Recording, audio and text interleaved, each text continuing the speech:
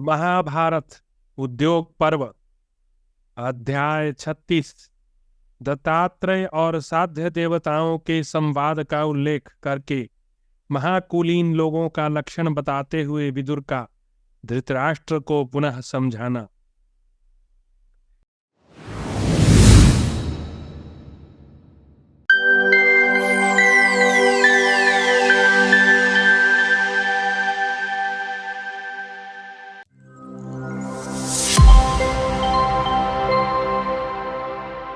विदुर जी कहते हैं,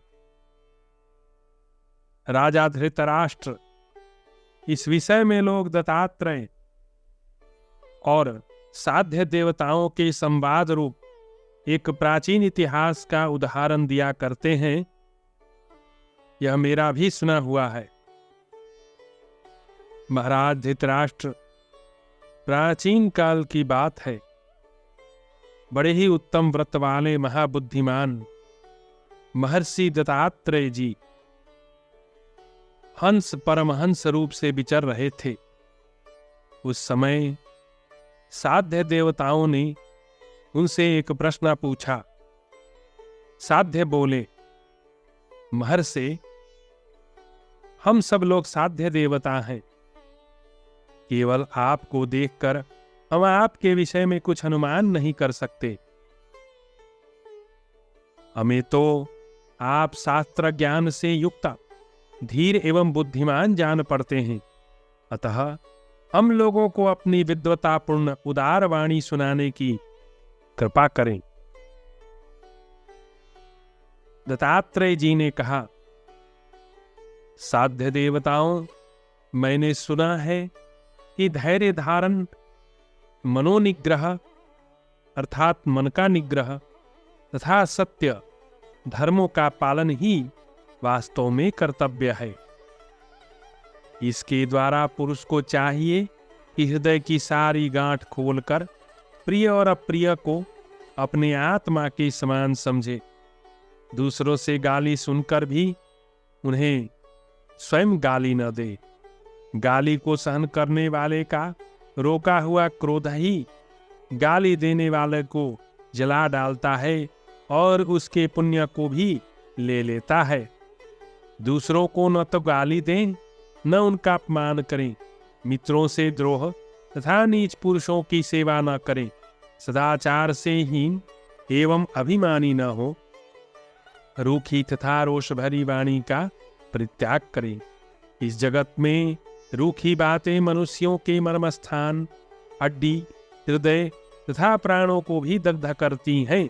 इसलिए धर्मानुरागी पुरुष जलाने वाले रूखी बातों का सदा के लिए परित्याग कर दे। यही जरूरी है।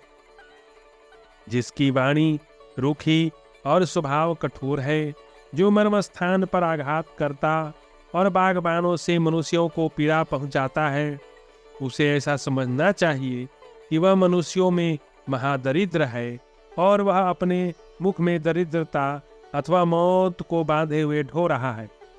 यदि दूसरा कोई इस मनुष्य को अग्नि और सूर्य के समान दग्ध करने वाले अत्यंत तीखे बागबानों से बहुत चोट पहुंचावे, तो वह विद्वान पुरुष चोट खाकर अत्यंत वेदना सहते हुए भी ऐसा समझे कि वह मेरे पुण्यों को पुष्ट कर रहा है।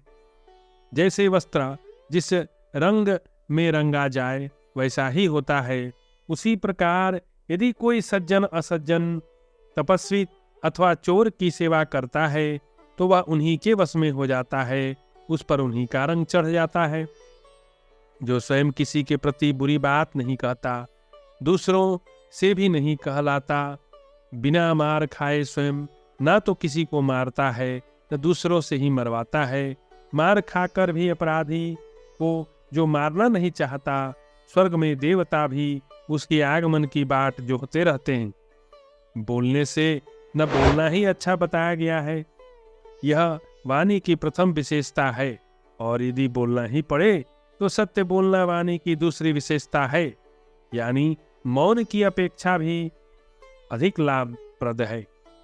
सत्य और प्रिय बोलना वाणी की तीसरी विशेषता है। यदि सत्य और प्रिय के साथ ही धर्म सम्मत भी कहा जाए तो यह वचन की विशेषता है। यह वचन की चौथी विशेषता है।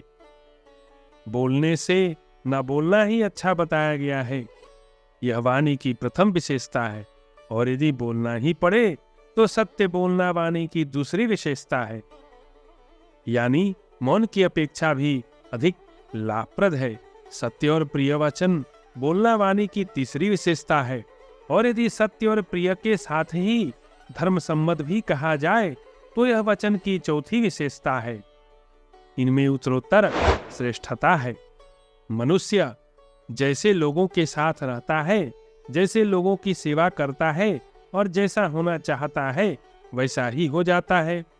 मनुष्य जिन जिन विषयों से मन को हटाता जाता है उनसे उसकी मुक्ति होती जाती है।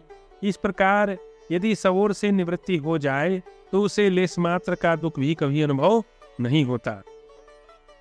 जो न तो स्वयं किसी से जीता जाता, न दूसरों को जीतने की इच्छा करता है, न किसी के साथ वैर करता, न दूसरों को चोट पहुंचाता है, जो निंदा और प्रशंसा में समान भाव रखता है, वह हर शोक से परे हो जाता है। जो सबका कल्याण चाहता है, किसी के अकल्याण की बात मन में भी नहीं लाता, जो सत्यवादी कोमल जितेंद्रिय है, वह उत्तम पुरुष माना गया है। जो झूठी सांत्वना नहीं देने की प्रतीक्षा करके दे ही देता है, दूसरों के दोषों को जानता है, वह मध्यम श्रेणी का पुरुष है। जिसका शासन अत्यंत कठोर हो, जो अनेक दोषों से दूषित हो, कलंकित हो, जो क्रोध वश किसी की बुराई करने से नहीं हटता हो, दूसरों के किए हुए उपकार को नहीं मानता हो, जिसकी किसी के साथ मित्रता नहीं हो तथा जो दुरात्मा हो, ये अधम पुरुष है। जो अपने ही ऊपर संदेह होने के कारण दूसरों से भी कल्याण होने का विश्वास नहीं करता, मित्रों को भी दूर रखता है, वह अवश्य ही अधम पुरुष है।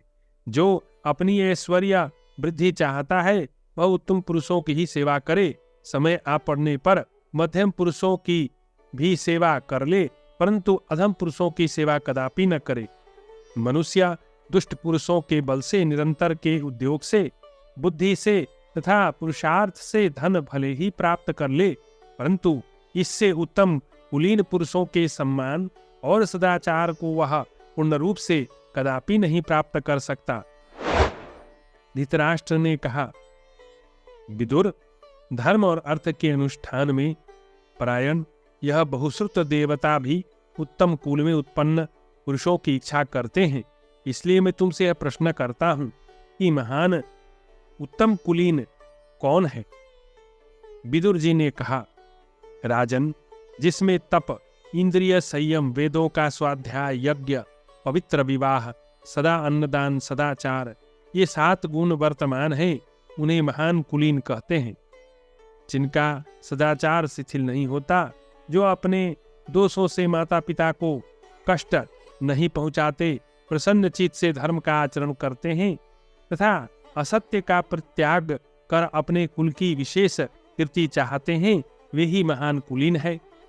यज्ञ न होने से, निंदित कुल में विवाह करने से, वेद का त्याग और धर्म का उल्लंघन करने से उत्तम कुल भी अधम हो जाते हैं।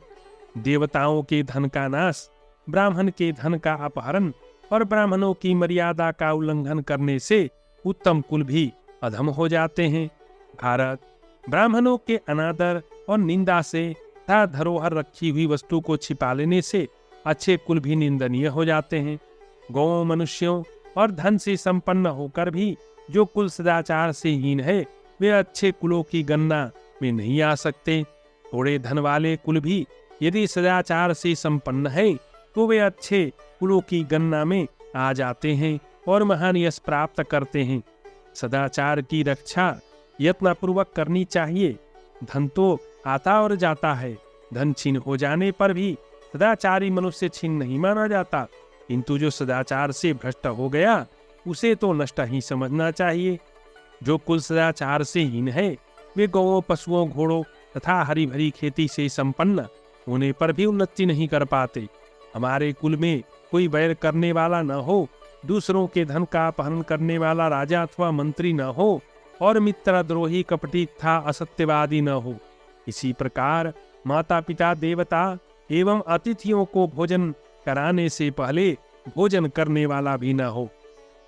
हम लोगों में से जो ब्राह्मणों की हत्या कर ब्राह्मणों के साथ द्वेष करे तथा पितरों को पिंडदान एवं तर्पण न करे, वह हमारी सभा में न प्रवेश करे। तृण आसन, तृण का आसन, पृथ्वी जल और चौथी मीठी वाणी, सज्जनों के घर में इन 4 चीजों की कभी कमी नहीं होती।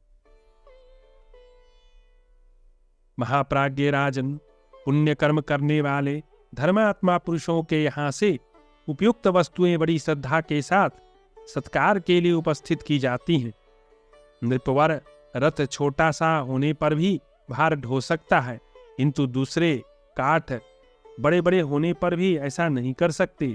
इसी प्रकार उत्तम कुल में उत्पन्न उत्साही पुरुष भार सह सकते हैं, दूसरे मनुष्य वैसे नहीं होते। जिसके कोप से भयभीत होना पड़े तथा संकित होकर जिसकी सेवा की जाए, वह मित्र नहीं। मित्र तो वही है जिस पर पिता की भांति विश्वास किया जा सके, दूसरे तो साथी मात्र हैं। पहले से कोई संबंध न होने पर भी जो मित्रता का बर्ताव करे, वही बंधु, वही मित्र, वही सहारा और वही आश्रय है। जिसका चित्त चंचल है, जो वृद्धों की सेवा नहीं करता, उस अनिश्चित मति पुरुष के लिए मित्रों का संग्रह स्थायी नहीं होता। जैसे सूखे सरोवर के ऊपर ही हंस मंडरा कर रह जाते हैं, उसके भीतर नहीं प्रवेश करते, उसी प्रकार जिसका चित्त चंचल है, जो अज्ञानी और इंद्रियों का गुलाम है, अर्थ उसको त्याग देते हैं। दुष्ट पुरुषों का स्वभाव मेघ के समान चंचल होता है। वे सहसा क्रोध कर बैठते हैं और अकारण ही प्रसन्न हो जाते हैं। जो मित्रों से सत्कार पाकर और उनकी सहायता से कृतार्थ होकर भी उनके नहीं होते, ऐसे कृतघ्नों के मरने पर उनका मांस भोजी जंतु भी नहीं खाते। धन हो या न हो, मित्रों से कुछ भी न मांगते हुए उनका सत्कार तो करे ही। मित्रों के सार असार की परीक्षा न करे।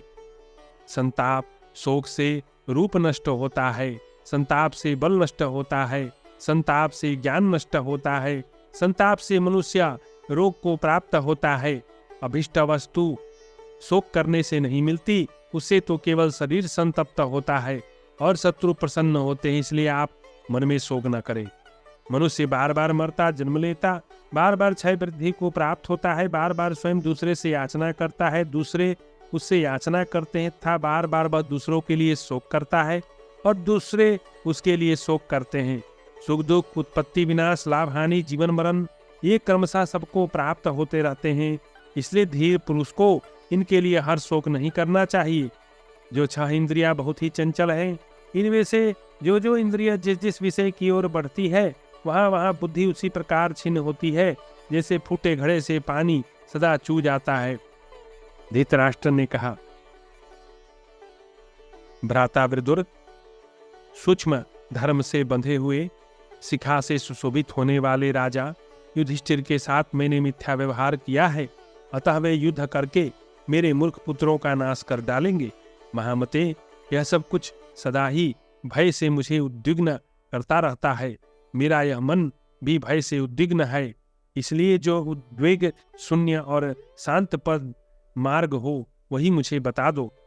विदुर जी ने कहा, महाराज धृतराष्ट्र, पाप शून्य नरेश, विद्या, तप, इंद्रिय निग्रह, लोभ त्याग के सिवा और कोई आपके लिए शांति का उपाय मैं नहीं देखता। बुद्धि से मनुष्य अपने भय को दूर करता है, तपस्या से महत्पद को प्राप्त करता है, गुरु शुश्रूषा से ज्ञान और योग से शांति पाता है। मोक्ष की इच्छा रखने वाले मनुष्य दान के पुण्य का आश्रय नहीं लेते, वेद के पुण्य का भी आश्रय नहीं लेते, किंतु निष्काम भाव से राग द्वेष से रहित होकर इस लोक में विचरते हैं। सम्यक अध्ययन, न्योचित युद्ध, पुण्य कर्म और अच्छी तरह की हुई तपस्या के अंत में सुख की वृद्धि होती है। राजन, आपस में फूट रखने वाले लोग अच्छे बिछौनों से युक्त पलंग पाकर भी कभी सुख की नींद नहीं सो पाते। उन्हें स्त्रियों के पास रहकर तथा सूत मागधों द्वारा की हुई स्तुति सुनकर भी प्रसन्नता नहीं होती। जो परस्पर भेदभाव रखते हैं, वे कभी धर्म का आचरण नहीं करते, वे सुख भी नहीं पाते, उन्हें गौरव भी नहीं प्राप्त होता तथा उन्हें शांति की वार्ता भी नहीं सुहाती। हित की बात भी कही जाए तो उन्हें अच्छी नहीं लगती, उनके योगक्षेम की भी सिद्धि नहीं होती। राजन, भेदभाव वाले पुरुषों की विनाश के लिए के सिवा और कोई गति नहीं है। जैसे गौओं में दूध, ब्राह्मणों में तप और युवती स्त्रियों में चंचलता का होना अधिक संभाव है, उसी प्रकार अपने जाति बंधुओं से भय होना भी संभव ही है। नित्य सींच कर बढ़ाई हुई पतली लताएं बहुत होने के कारण बहुत वर्षों तक नाना प्रकार के झोंके सहती हैं। सही बात सत्पुरुषों के विषय में भी समझनी चाहिए। यही बात सत्पुरुषों के विषय में समझनी चाहिए। वे दुर्बल होने पर भी सामूहिक शक्ति से बलवान हो जाते हैं। भरत श्रेष्ठ, धृतराष्ट्र जलती हुई लकड़ियां अलग अलग होने पर धुआं फेंकती हैं और एक साथ होने पर प्रज्वलित होती हैं। उसी प्रकार जाति बंधु भी आपस में फूट होने पर दुख उठाते और एकता होने पर सुखी रहते हैं। धृतराष्ट्र, जो लोग ब्राह्मणों, स्त्रियों, जाति वालों और गौओं पर ही शूरता प्रकट करते हैं, वे डंठल से पके हुए फलों की भांति नीचे गिरते हैं। यदि वृक्ष अकेला है तो वह बलवान दृढ़मूल था, बहुत बड़ा होने पर भी एक ही क्षण में आंधी के द्वारा बलपूर्वक शाखाओं से रहित धराशायी किया जा सकता है। किंतु जो बहुत से वृक्ष एक साथ रहकर समूह के रूप में खड़े हैं, वे एक दूसरे के सहारे बड़ी बड़ी आंधी को भी सह जाते हैं। इसी प्रकार समस्त गुणों से संपन्न मनुष्य को भी अकेले होने पर शत्रु अपनी शक्ति के अंदर समझते हैं, जैसे अकेले वृक्ष को वायु। किंतु परस्पर मेल से और एक दूसरे से दूसरे का सहारा मिलने से जाति वाले लोग इस प्रकार वृद्धि को प्राप्त होते हैं, जैसे तालाब में कमल। ब्राह्मण, गौ, कुटुंबी, बालक, स्त्री, अन्नदाता और शरणागत ये अवध्य होते हैं। राजन, आपका कल्याण हो। मनुष्य में धन और आरोग्य को छोड़कर दूसरा कोई गुण नहीं है, क्योंकि रोगी तो मुर्दे के समान है। महाराज, जो बिना रोग के उत्पन्न कड़वा, सिर में दर्द पैदा करने वाला, पाप से संबंध कठोर, तीखा और गर्म है, जो सज्जनों द्वारा पान करने योग्य है और जिसे दुर्जन नहीं पी सकते, उस क्रोध को आप पी जाइए और शांत होइए। रोग से पीड़ित मनुष्य मधुर फलों का आदर नहीं करते, विषयों में भी उन्हें कुछ सुख या सार नहीं मिलता। रोगी सदा दुखी है, वे न तो धन संबंधी भोगों का न सुख का ही अनुभव करते हैं। राजन, पहले जुए में द्रौपदी को जीती गई देखकर मैंने आपसे कहा था, आप द्यूत क्रीड़ा में आसक्त दुर्योधन को रोकिए। विद्वान लोग इस प्रवंचना के लिए मना करते हैं, किंतु आपने मेरा कहना नहीं माना। वह बल नहीं जिसका मृदुल स्वभाव के साथ विरोध हो। सूक्ष्म धर्म का शीघ्र ही सेवन करना चाहिए। क्रूरतापूर्वक उपार्जित लक्ष्मी नश्वर होती है। यदि वह मृदुलतापूर्वक बढ़ाई गई हो तो पुत्र पौत्रों तक स्थिर रहती है। राजन, आपके पुत्र पांडवों की रक्षा करें और पांडु के पुत्र आपके पुत्रों की रक्षा करें। सभी कौरव एक दूसरे के शत्रु को शत्रु और मित्र को मित्र समझें। सबका एक ही कर्तव्य हो, सभी सुखी और समृद्धशाली होकर जीवन व्यतीत करें। अजमेर कुलनंदन, इस समय आप ही कौरवों के आधार स्तंभ हैं। कुरुवंश आपके ही अधीन है। तात, कुंती के पुत्र भी बालक हैं और वनवास से बहुत कष्ट पा चुके हैं। उस समय उनका पालन करके अपने यश की रक्षा कीजिए। क्रूराज, आप पांडवों से संधि कर लें, जिससे शत्रुओं को आपका छिद्र दिखने का अवसर न मिले। नरदेव, समस्त पांडव सत्य पर डटे हुए हैं। अब आप अपने पुत्र दुर्योधन को रोकिए।